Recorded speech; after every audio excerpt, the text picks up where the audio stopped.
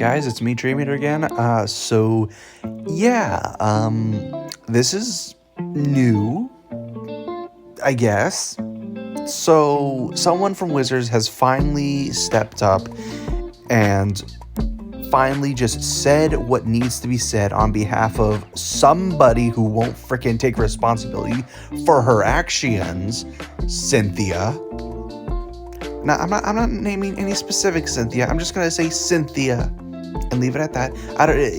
I could be talking about a coworker. I could be talking about somebody else we know that has been making extreme mistakes and doesn't really play Magic the Gathering or D&D to know what the heck the audience wants and sees the community as a freaking. Regardless, I'm gonna. This video is going to be me reviewing Wizards' latest statement about the OGL, what's going to be happening from now on, and my new revised predictions for what may happen to Wizards. Let me know what you guys think in the comments below, and if you're willing to put in the time, I'm willing to yell at you guys about how I feel. So yeah, let's get into it. Yeah! Hey guys, it's me, Dreameater again. We're going to go into this blind. This is going to be my blind reaction to this supposedly apology letter. I don't know too much about it. I just saw a video talking about it and how it seems to be legitimate. I don't know. We're going to find out. I'm just going to straight up take a look at it and just give you guys my blind reaction. So here it is. Hi, I'm Kyle Brink, the executive producer on D&D. Now, hold on. Before I continue, I just want to make things clear, Kyle, just in case I try to rip into you, I understand the producer and whoever made that OGL are probably not entirely related. Like, I can understand that, like, if you're, like, a producer in, like, the sense that you're creating the game and not necessarily the OGL, I wonder if I should continue with that. I might want to crop that out. Now I'll keep it in, whatever. Just understand it's like if I rip into you, it's from a place of love and criticism to a degree. But yeah. So yeah, sorry, not sorry. It's my team that makes the game we all play. D&D has been a huge part of my life long before I worked at Wizards and will be for a long time after I'm done. In Paizo. No, I'm kidding. But my mission and that of the entire D&D team is to help bring everyone the creative joy and lifelong friendships that D&D has given us. These past days and weeks have been incredibly tough for everyone. Correction, has been very tough for you people. I guess pretty much, yeah, for the players, but, considering I know what they were suggesting in the first place wasn't even legal, I'd say the players wouldn't really have anything to worry about. They just need someone with enough money to combat your guys' arrogance and freaking put you guys in your place with a very large sum of money lawsuit. But other than that, continuing, as players, fans, and stewards of the game, we can't and we won't let things continue like this. I'd hope so. I'm here today to talk about a path forward. First, though, let me start with an apology. We are sorry. We got it wrong. Well, I think this is the first time. This is the first person from Wizards that actually has been given a straight up, no excuses, no buts, just we were wrong, we're sorry thing from just Wizards in general. So right off the bats, I got to give props to this dude. Yeah, thank you for actually being honest and just being, straightforward for once instead of the snarkiness we got from the last few things from Wizards. That out of the way, continuing, our language and requirements in the draft OGL were disruptive to creators and not in support of our core goals. Thank you. Thank you. At least someone is acknowledging it. I mean, we shouldn't have to freaking yell at you guys and put your own and reflect your own words to you guys for you guys to understand that shit. I mean, if I'm to go off of a theory right now, I'd say this dude, the producer, probably wasn't even aware completely of the OGL. I'm banking almost everything that it was Cynthia Williams who freaking put everything into that freaking OGL. She has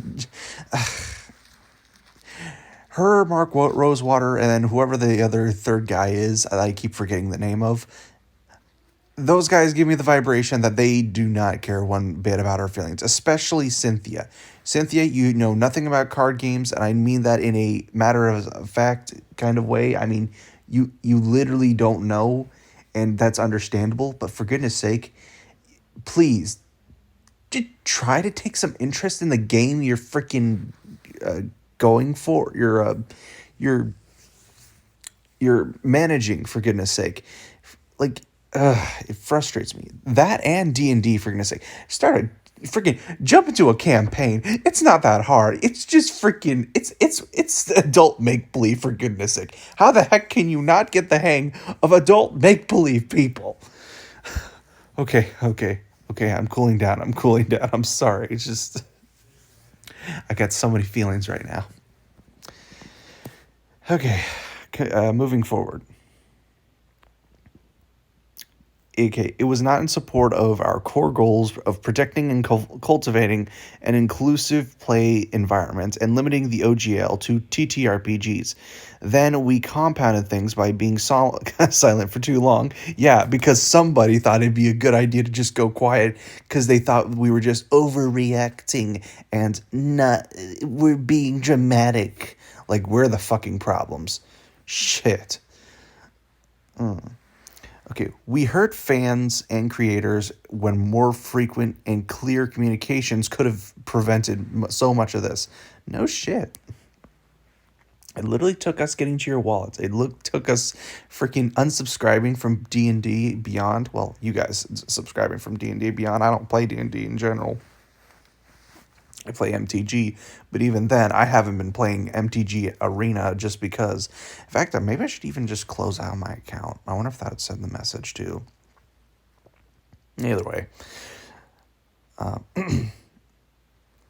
Starting now, we are going to do this a better way, more open and transparent with our entire community of creators, with the time to iterate and get feedback to improve.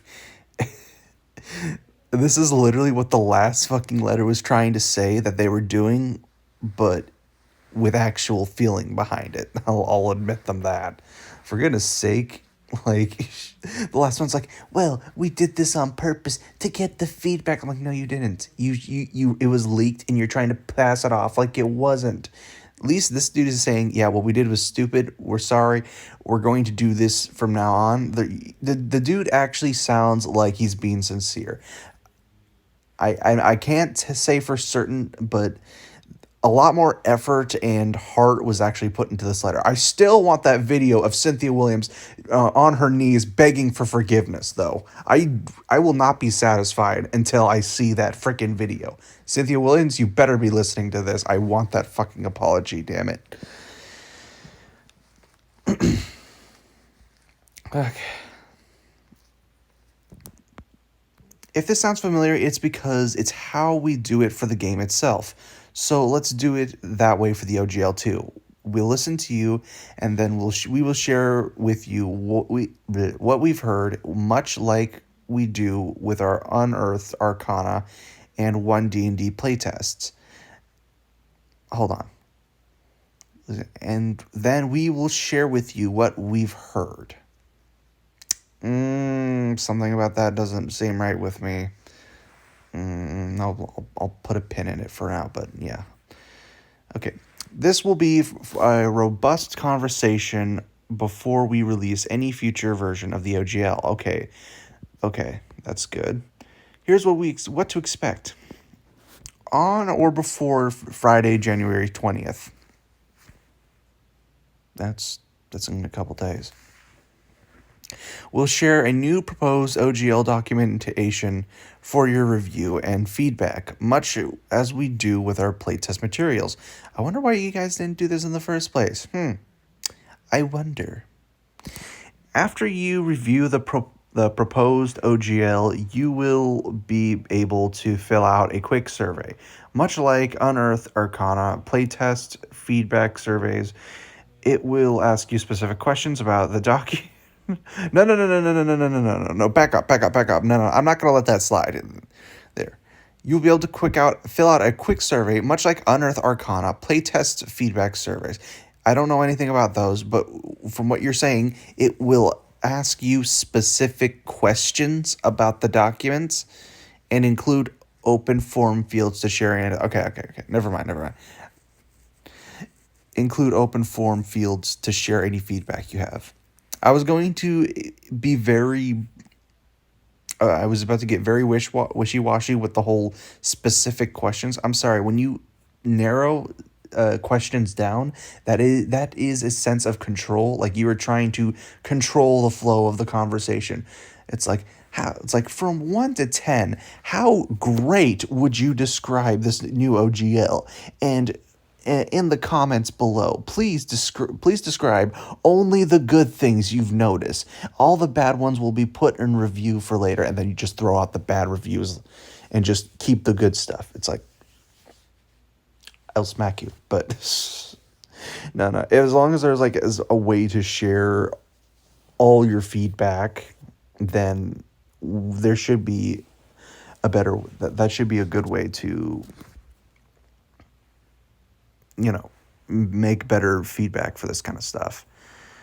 However, I guess the other thing that concerns me is, are you going to use this as an excuse to be able to just do whatever you want and ignore backlash when it happens? I mean, I suppose all else fails, we can just vote with our dollar again and just stop and just have people unsubscribe from D&D Beyond, because for goodness sake, just ugh. Anyway, the survey will remain open for at least 2 weeks, and we'll give you advance notice before it closes so that everyone who wants to participate can complete the survey. Then we will compile, analyze, react to, and present back what we've heard from you. Hopefully exactly, and not with a filter. That filter being Cynthia. Finally, you deserve some stability and clarity. We are committed to giving creators both input into and room to prepare for any update to the OGL. Also, there's a ton of stuff that isn't going to be affected by the OGL update. So today, right now, we'll lay out all the areas that this conversation won't touch. Any changes to the OGL will have no impact on at least these creative efforts. Your video content. Oh, thank God. Ugh. That was a huge relief right there.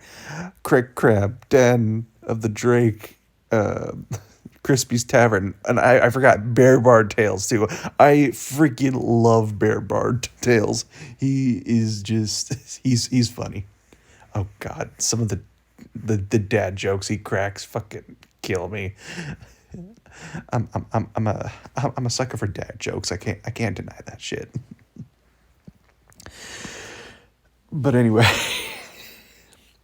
whether you're a commentator, streamer, podcaster, live play cast member, or other video creator on platforms like YouTube, on Twitch, and TikTok, you have always been covered by the Wizards fan content policy. The OGL doesn't and won't touch any of this. That is a whole other can of worms I could open up, but this video is going to be too long as it is. So, no. Your accessories for your own account, or own content. No changes to the OGL will affect your ability to sell minis, novels, apparels, dice, and other items related to your creations, characters, and worlds. So technically, you can't screw with NFTs then.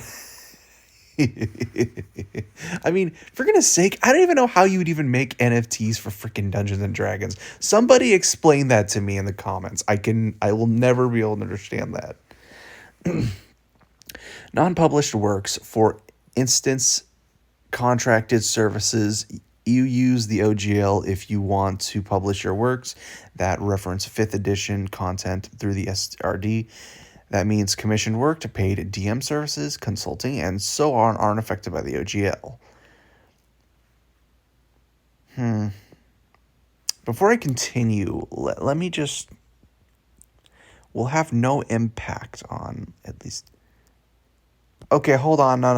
Okay, I need to step things back a little bit. What do you mean by impact? Define impact. Now, impact as in you can't do this, or impact as in you will not be charged to do this?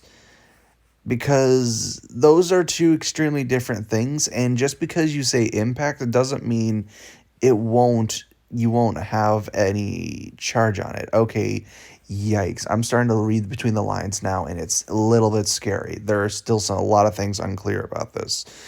Oh, so yeah, let's not let our guards down. VTT content, any updates to the OGL will still allow any creator to publish content on VTTs and will allow VTT to use it. DM's guild content. I don't even know what that is. I'm just going to skip it. Your OGL 1A content. Nothing will impact any contents you have published under OGL 1A. Fight me, Cynthia. That means they can't get any extra revenue from all the old stuff, which means their plan is technically going to be failed, but I'm going to leave that commentary till the end. Your revenue. There will be no royalty or financial reporting requirements. Ooh. Okay, well that clears up that question then.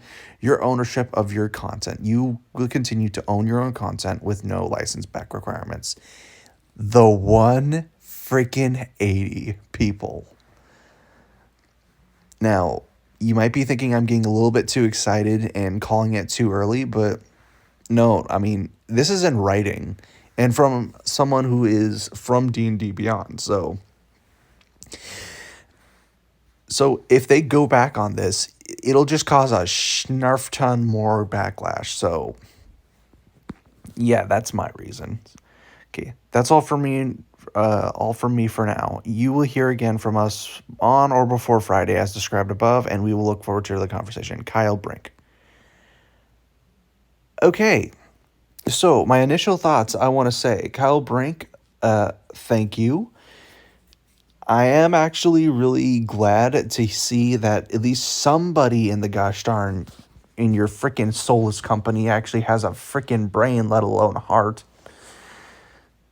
Because this was a very thought out message. And the reason why I say thought out per se is because there is a lot of heart. There is a lot. It does address the key things, and it doesn't beat around the bush. The dude says, "We fucked up. We're sorry," and just leaves it at that. There's no but this, but that. There's no, well, we had the this, and that in mind. It was always at the forefront. It was always top of mind or some jazz like that. Like what the last one was. God, whoever wrote that last one needs to be fired. Just fired and never offered a job again. No, I wouldn't say go that far. That's too far. But anyway, I took note of that one area up here. I'm trying to remember where that was.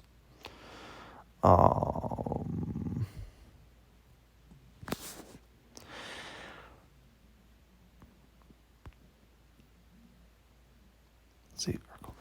Inclusive player environment and limiting the OGL to TTRPGs. Then we compounded things by being silent for too long. I can't remember. Okay, shit. I'll have to go back and rewatch the video. If I remember what my thing was, I'll insert it somewhere here or something like that.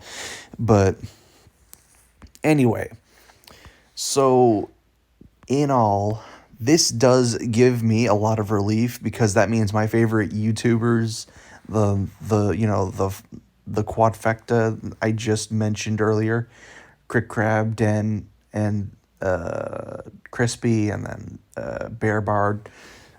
I love those guys a lot because, again, they did get me through a really tough time in my life. And I guess I should at least give you a little bit of a little bit of context now that, the heat's kind of off of Wizards. Uh, well, there's no easy way to say this. I went through cancer and I was listening to their stories while I couldn't move or do anything. And it just hearing their funny takes on everything, it was really awesome. And I just really grew attached to these guys' stories. I wasn't into D&D at all for personal reasons because of really bad experiences in the past with D&D.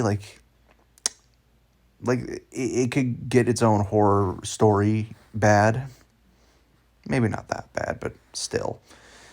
Regardless, I'm not going to get into that, but that was just to give a little bit of context of why I really cared a lot about those creators and why I'm making content to begin with about this OGL and stuff.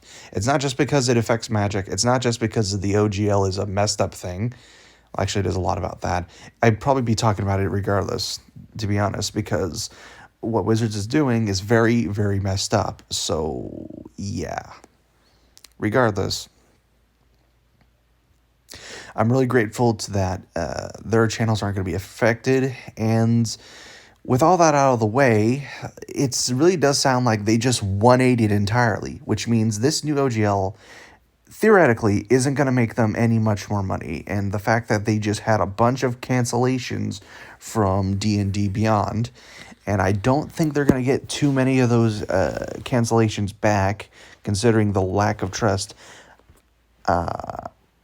This is what my new prediction for them is. I don't think they're going to go bankrupt now, per se.